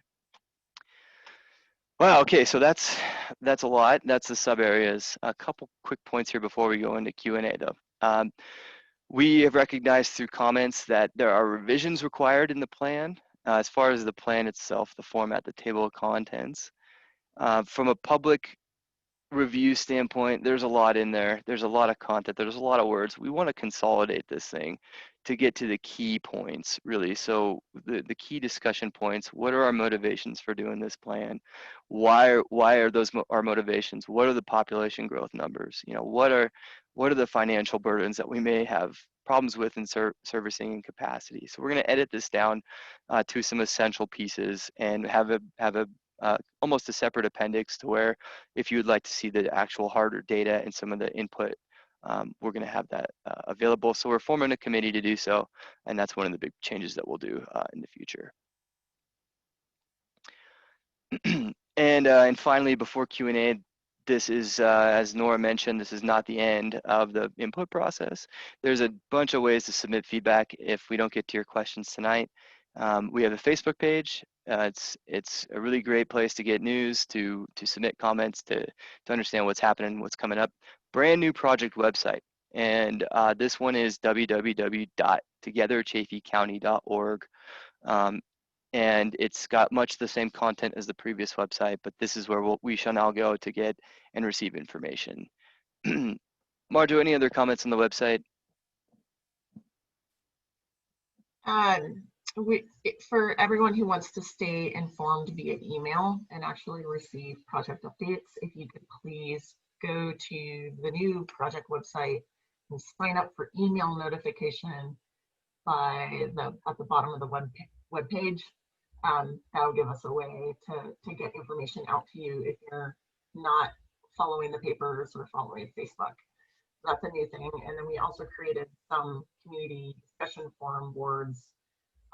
If you want to share ideas that you want others to be able to read. Right now, a lot of the comments are going directly to county staff and then to planning commission and the consultants. But if you're wanting to kind of share your ideas so that others in the community are aware of your input, you can share it within those forums, or post questions and we can answer them so that other people can learn from each other. And it has events and we'll keep adding things to it. So hopefully that will help everyone stay informed of what's happening. Excellent. Thank you. And of course, written feedback, please send via email to planning staff. John Ward, the planning manager, email right there. We also will have a couple other events, a couple pop-up events. The one we have confirmed, at least at the moment, is the farmers market in Salida on Saturday the 26th coming up. From 8 a.m. to 1 p.m. there'll be representatives from the panel here there to answer any questions or talk to you about that. There also is one coming up in Buena Vista. I think we're still maybe working out some of the scheduling, but it should be around the same time. If anybody on the panel has any additional information on that, please share it. Dave, this is John Rorda. We're hoping to hold that the Sunday following, I believe that's the 27th of October. And we're hoping to have a booth at the farmers market in Buena Vista as well. Just to clarify, that's September, not October.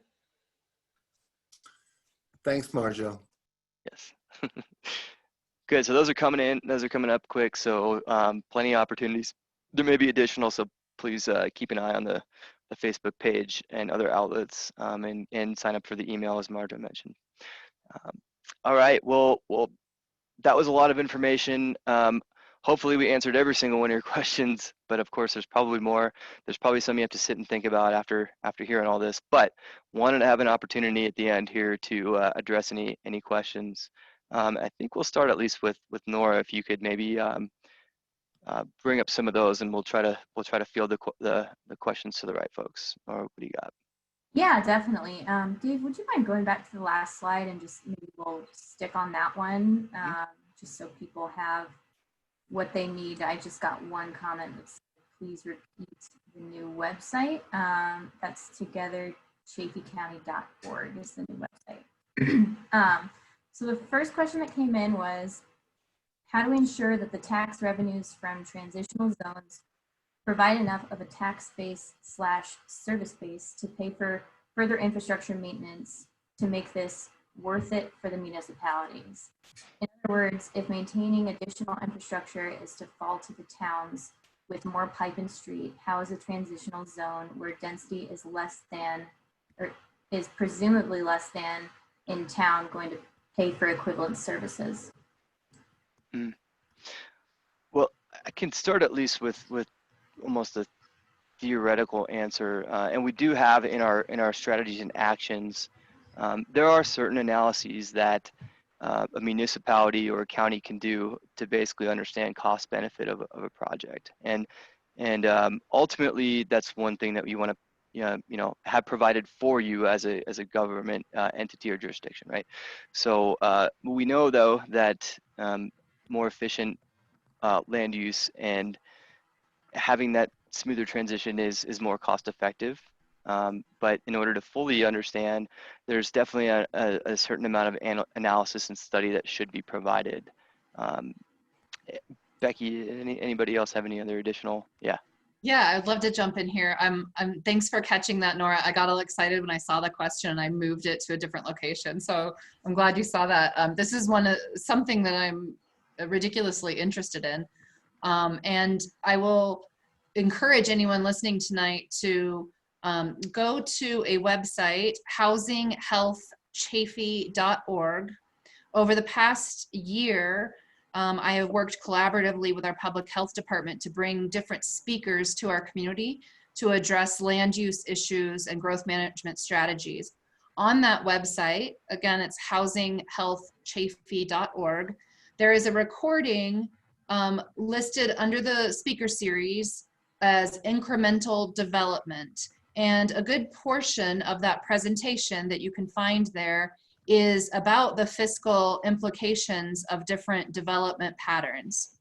In addition, we are bringing back Kevin Shepard from a company called Verdunity, who does these kind of fiscal analysis, to have another conversation with our community in early November.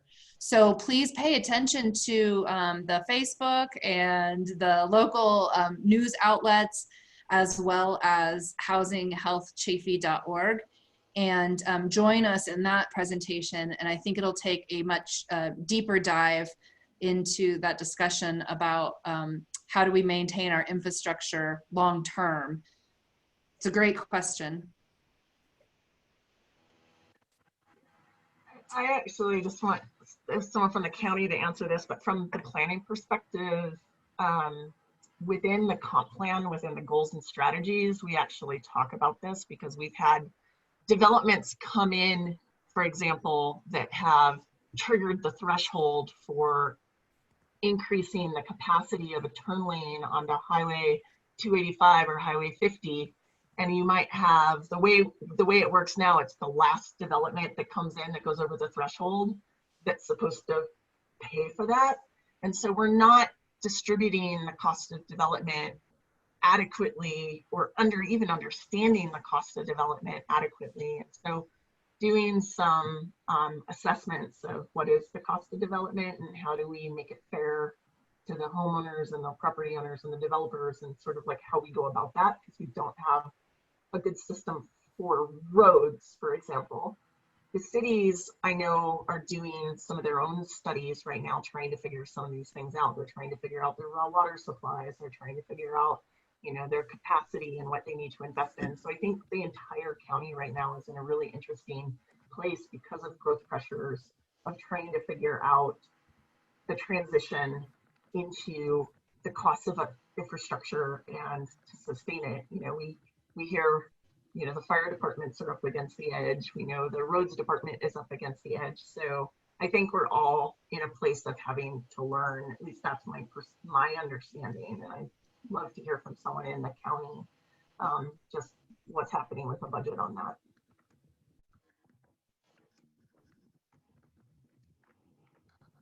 Marjo, this is John Rorta. You point out a very significant element that we need to deal with. The entire north end of Buena Vista is encompassed by 1 and 2 acre parcels that ultimately need to access the highway. Game Trail or a Vista, they all came right to the edge of needing that highway access permit, but did not warrant it. And so, yes, you are very correct that the next person that comes in and takes a parcel of land and divides it into 3 or 4 may very well trigger the need for the access permit. And so we have a tremendous level of inequity that exists on the north end of Buena Vista concerning access permits. This same condition exists through numerous large parcels that are between Buena Vista and Salida. And so the need for improvement to our highway system, the planning commission or the planning department continues to work with CDOT regarding the need for these permits, and the need for those permits continues to be individually evaluated, but not evaluated as a whole. Thanks. Looks like Keith wants to say something too.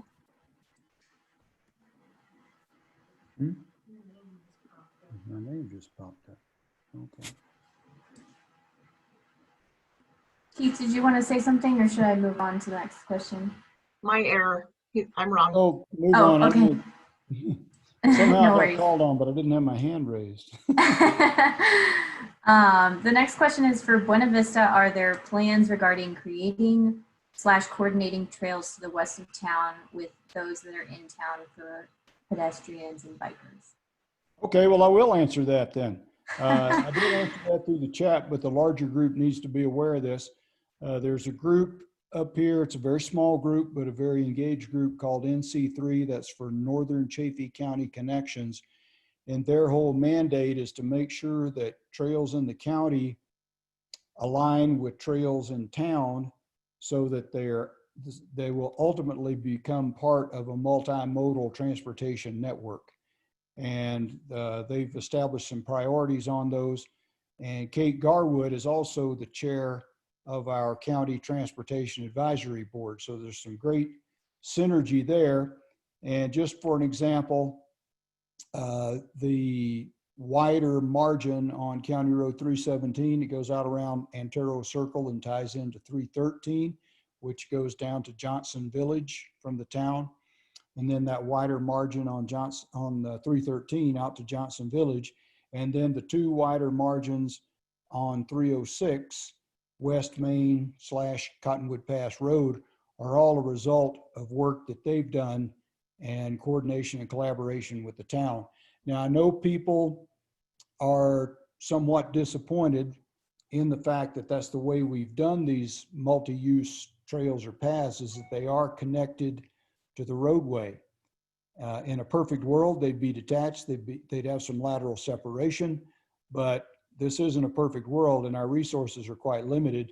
So when it comes to things like right-of-way acquisition and mobilization and cost of construction, and perhaps even more importantly, snow removal and all those other sorts of things, this is the best way for us to do it in this environment.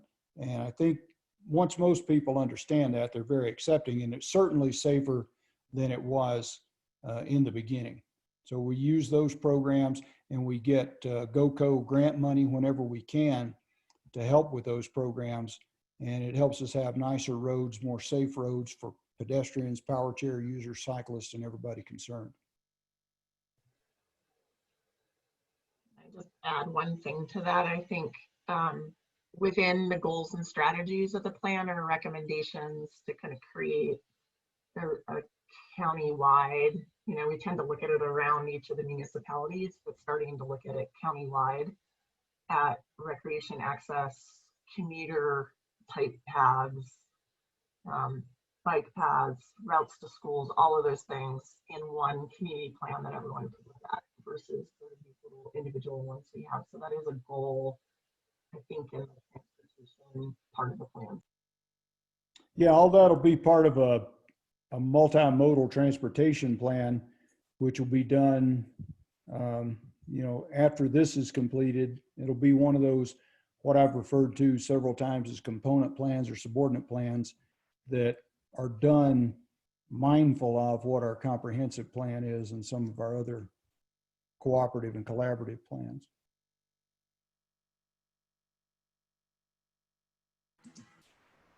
Right. The next one I think is pretty simple for you, Dave. Why isn't the Centerville development showing the conservation easement in dark green? So I believe this was the Mid-Valley map. Yeah, that might be a good catch. It also might just be because it was maybe not finally approved when we started this. This is, you know, we're 18 plus months into this, I think, and if it's as simple as once that's, you know, finally approved, finally adopted, we can make sure it's evident on the future land use maps as well. Yep. That's correct, Dave. It hasn't been finalized yet. Okay. The next one is focus on Nathrop. Oh, I guess this is less of a question than a comment, but focus on Nathrop for low-income housing does not seem to make sense because it's very far from jobs, groceries, medical services, etc. People with low income will benefit most from close proximity to urban services. Yeah, if I could jump in, I would be happy to address that. I think that's an accurate statement, and really, you know, it depends on how low our incomes go.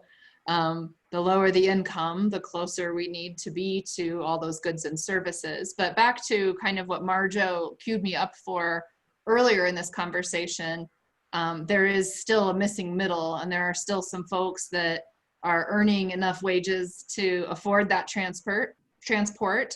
And there are still employees at the nearby ski resort that could afford to live in that kind of community. So it's just another option.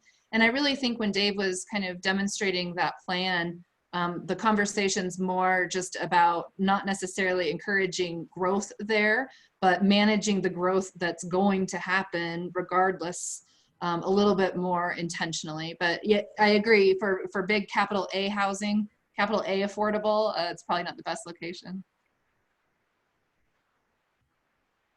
Great.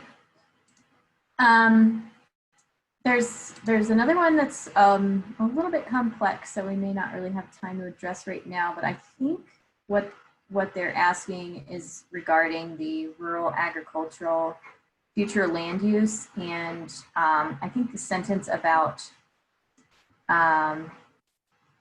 allowing limited manufacturing of agricultural products that do not create visual or other impacts to the surrounding rural environment. They reference the right to ranch legislation and an article on CPR about how sometimes ranching can be less desirable in terms of neighbors for those who are newer to rural communities. I think that might just be a misunderstanding of the language. I think that the rural agricultural future land use is really intended to promote agricultural uses and activities. If you want to. Yeah, that could be a misunderstanding. This is Keith. I copied that, and our attorney who's with us tonight isn't a panelist. And I can make him one if you want to. Well, I was trying to get him in there, but he's going to contact that person directly. Okay, and great. He thinks it can probably be stated better or perhaps more clearly, and that there are some things to be worked out there, but the draft hasn't been thoroughly reviewed by legal yet. So, you know, we obviously want to be compliant with everything and statutorily especially. So he'll be looking at that and contacting that citizen. And then the last one I have, I think maybe there's two more. Why would we want to focus on growth and infrastructure in Maysville?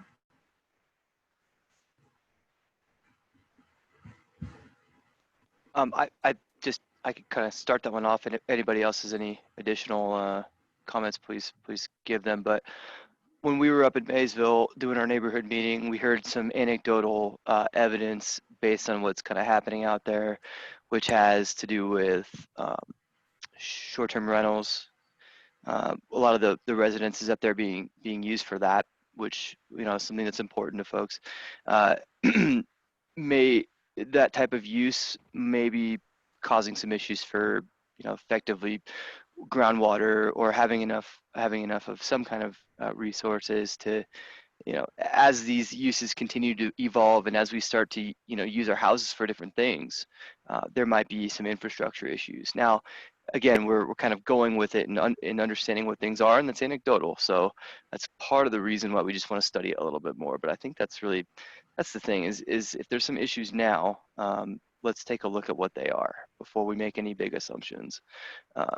That's kind of the nature of it. The people of Maysville didn't say they wanted to be another city or another big thing or anything. So the way that the lots are set up to where it's higher density without having the services and you know, incorporating tax base as a town, that's kind of where it's coming from. Maybe just a point of clarification as we like work on the plan. Like when we say focus areas, it doesn't always mean designated growth area. That's right. It means that there are issues around managing the character of that community area, like whether it be Maysville or Maysville. So maybe that's just something for us to make sure we clarify in the next plan. Very good point. Yeah. I know sorry, Nora, is there another? There's just one more, and this might work out ridiculously perfectly with timing. What about more regular public transportation between municipalities that would help congestion, those who are low income get to their jobs, and those who do not drive? Anyone from TAB on the call? That there's a very large theme for transportation mobility and connectivity in the comprehensive draft plan part 1 that the transportation area board spent a lot of time creating, and speaks specifically to the work of coordinating all of the very different organizations that actually exist in our community that are providing transportation. And so I think the goal is not the goal, but the intent is to move towards a multimodal transportation plan that will create that better access between communities. We're not at the place where there's like, you know, we're not a resort community with a rural transportation authority. But they are trying to improve coordination. I think they're actually working on a shuttle. You guys would know more than me. Working on a shuttle between the municipalities now for local commuters. Well, there is a limited schedule. There is a limited schedule of service between Salida and BV. And then there's also on-call, non-emergency medical transport. There's some services available between Leadville and Salida on certain days and everything. The Chaffee shuttle operates this stuff.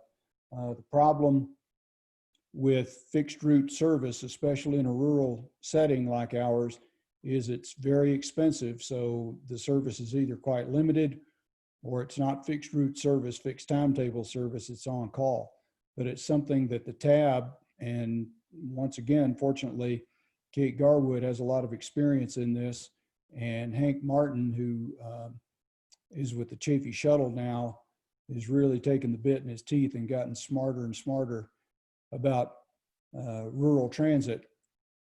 They're making some tremendous strides on that, and we're trying to find every opportunity we can to get grant money to continue to expand our service and to help underwrite local service with contract work for CDOT and some of the other regional providers.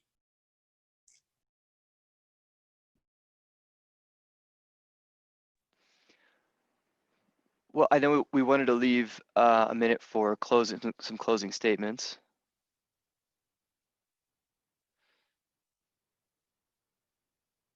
Can I just say one thing on questions, because I'm sure people need to absorb a lot of this, is that the Planning Commission, the staff, we're all available to answer questions, so please don't hesitate to reach out to us.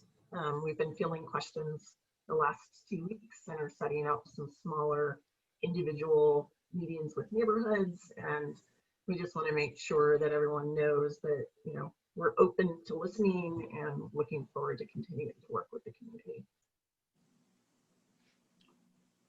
This is Keith. A few closing comments. One, I want to assure everyone who's on the call that, and you can certainly share this with all your fellow residents and citizens, this really isn't our plan, it's the residents' plan. And they've consistently said over years and years that the thing that continues to be condensed in keep the towns town and the country country. That's been said for over 40 years, and the bumper sticker's been around for almost as long, the bumper sticker statement. But it's our duty as members of the Planning Commission and as county commissioners to tell the residents what you need to do to achieve that vision, what you need to do to accomplish that vision. It's a similar relationship as your physician or your attorney would have with you. If this is what you want to do, if this is what you want to accomplish, if this is your goal in life, then this is what you need to do. You can't get there, you can't accomplish that vision absent doing some of these things. If you don't really want that vision, then whatever you do, I guess, is fine. But we are really wanting this to be a grassroots, grass tops up plan. And there have been several times we've had meetings, we've had open houses when actually the attendance has been quite disappointing. For those of us in this business, it almost breaks your heart. We really want lots of public engagement, and we really want public comment on this, because if the public doesn't buy into it, if the public doesn't feel and take ownership in it, then it will be like a lot of these comprehensive plans and other plans that you hear about. It's sitting on a shelf somewhere and nobody's paying any attention to it. Nobody's ever referencing it, or it just sits in a file drawer. And then years and years go by and you go through another one of these drills to update it and try to bring it more in alignment with what the community's vision of itself is. So please stay engaged, go to the website, follow the Facebook page if you're on social media, do all these things and make your visions and goals and desires for this comprehensive plan known to us. We can't do anything with them if you don't share them with us. So thank you for being here tonight, and I'm finished. So thanks all. I might add a couple comments there. This is Greg Felt, if you're on the phone. You know, this has been a really tough, just about a year now, between the Decker fire and fire recovery and then going into the whole COVID situation. And it has, it's been a distraction for those of us in county government, as well as a lot of our population. And it's presented a lot of challenges, particularly the COVID situation in terms of communication and people's ability to participate.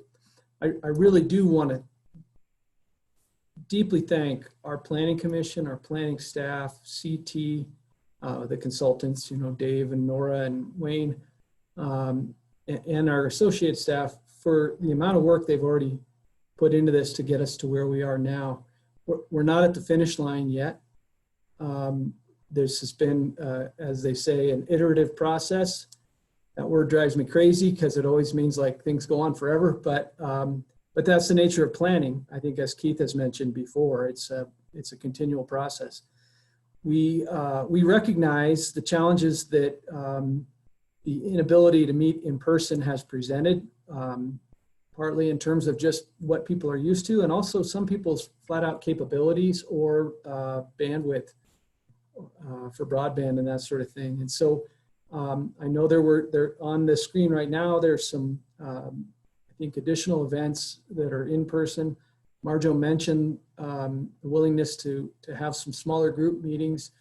Also talked with legal a little bit about the possibility of having a larger scale public meeting where those who are on the Planning Commission who have COVID vulnerabilities or people in their circle that they're taking care of or that kind of thing and don't feel comfortable in that setting could participate by Zoom, and we could allow people who do want to come to, you know, more of a fairgrounds style meeting. It would be limited by the public health orders, but still maybe a little more of a large scale meeting. That is a possibility. It's something that could be brought together. And in that regard, I guess as acknowledging that we've spent probably over 15 months now, maybe 16, really actively working on this. I do want to acknowledge that I'm really not in a rush to finish it. I'd like to get it done, but I don't want to leave any stones unturned. So if that's something that's important to you to attend more of a in-person situation where you can speak your mind rather than typing it, that sort of thing, certainly understand, and we're definitely open to working on that. And you can reach out to Keith or me. We're certainly easy to find, or to our planning department. Give us your thoughts, and we're open to trying to accommodate that. Really appreciate everyone being here tonight, taking the time to listen. I know there's been a lot of concerns. I hope this answered some of the questions that people had. And again, we will just continue to work on that and move towards completion. So thank you for your time tonight.